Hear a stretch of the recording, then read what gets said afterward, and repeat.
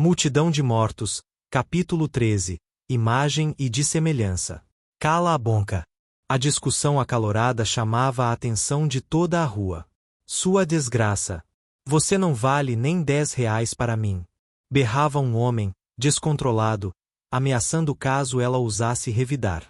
A passos furtivos e envergonhados, vinha um ouvinte cabisbaixo e triste por saber que o autor daquela cena vergonhosa era do seu sangue.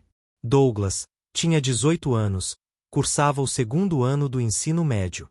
Não era muito dedicado aos estudos, preferia jogar bola ou mexer no celular, distrações que, sem perceber, serviam de refúgio.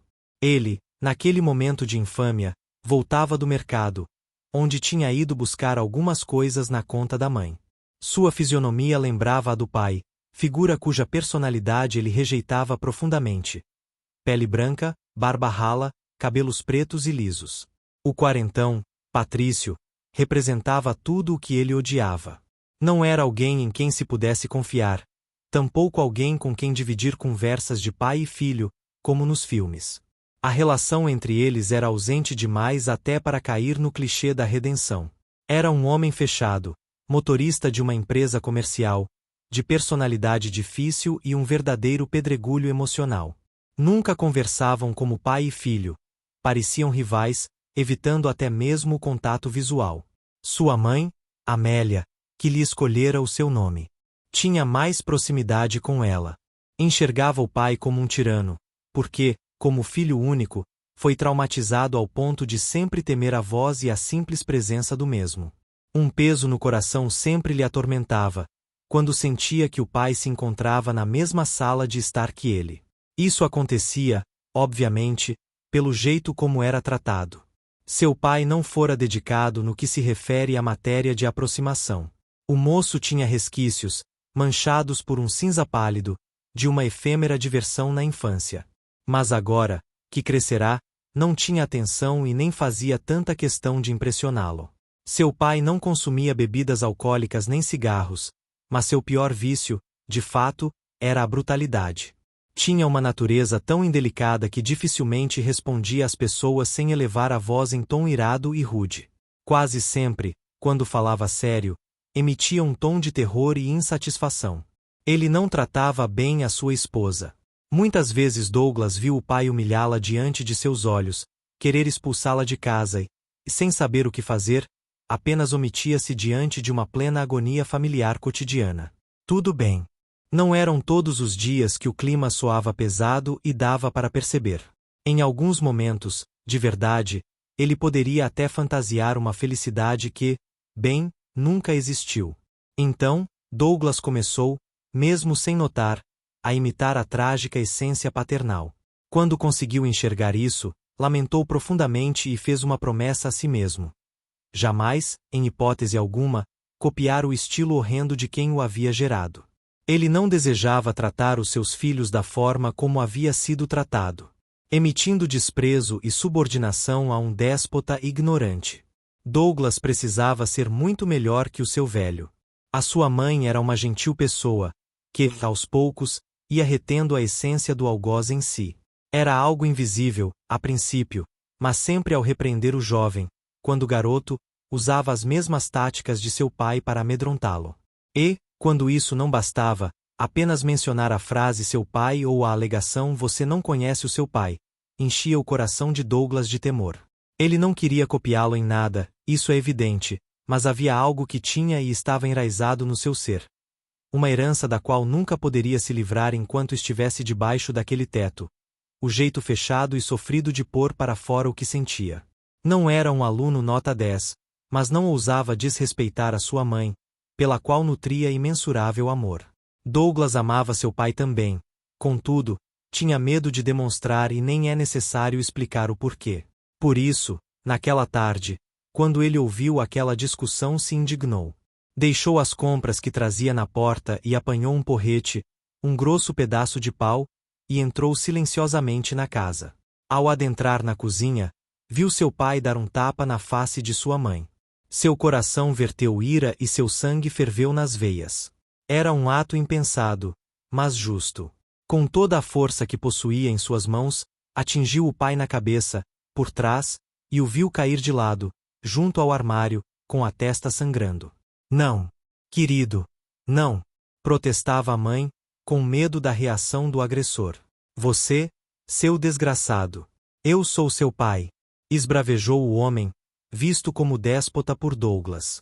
Você nunca foi meu pai. Eu sinto nojo de você, seu miserável, exclamou Douglas, com todo o ódio ao lembrar-se de tudo que o pai lhe fizera passar.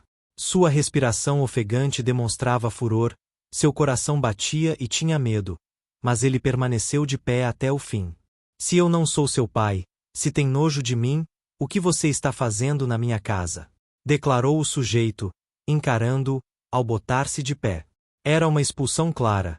Douglas teria que sair de casa o quanto antes.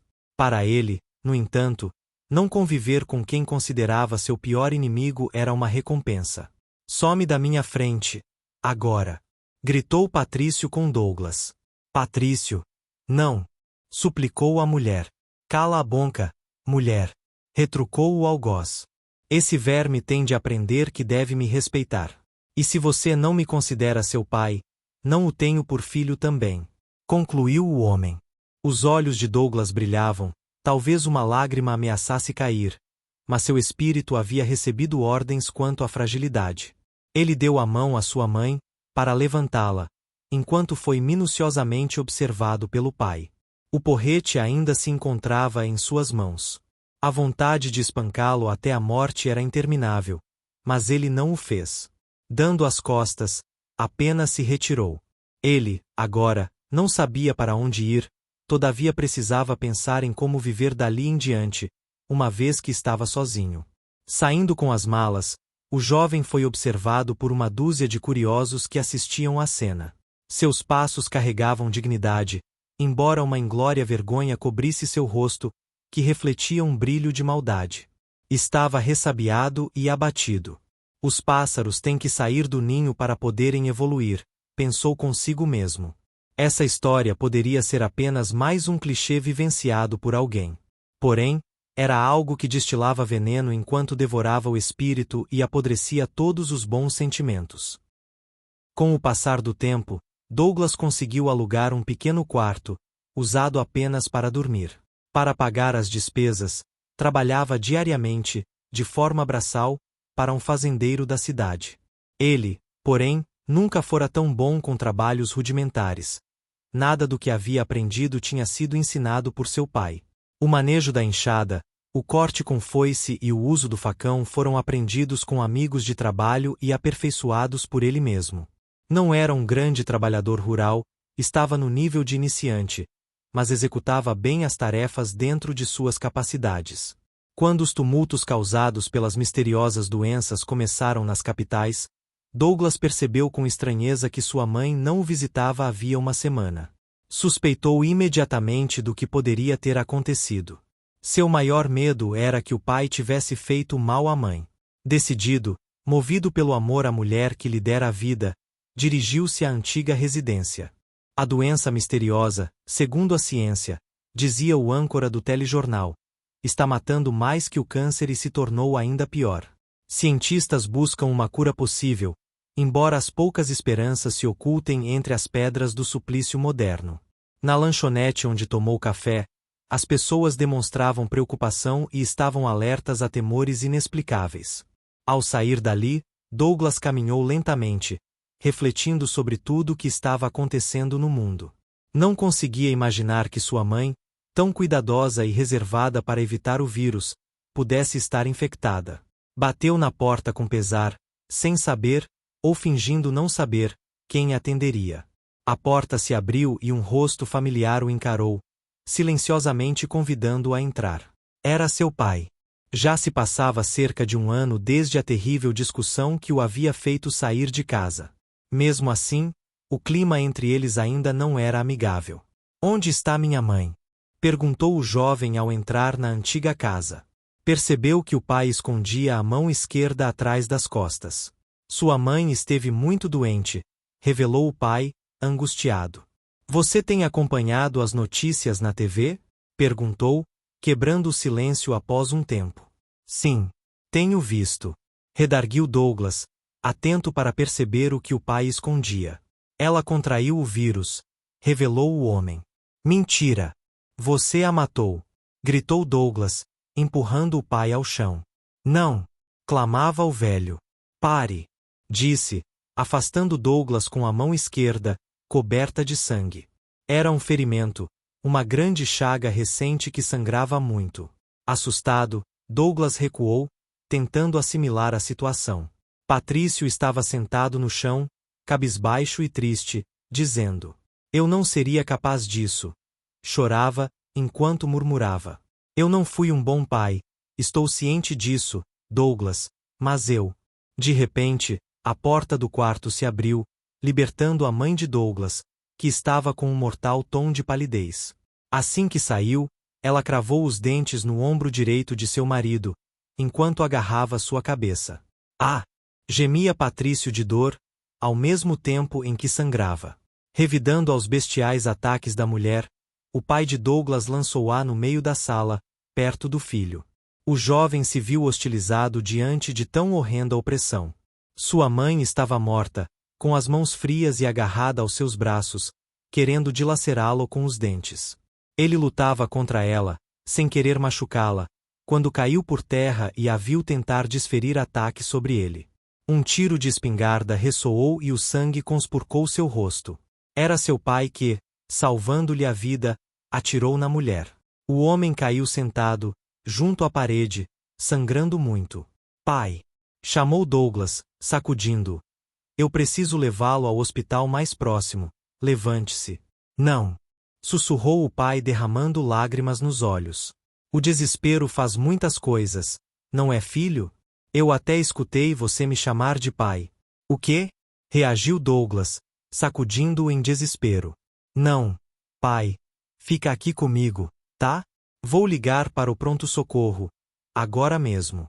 Respondeu o jovem, pondo o celular no ouvido.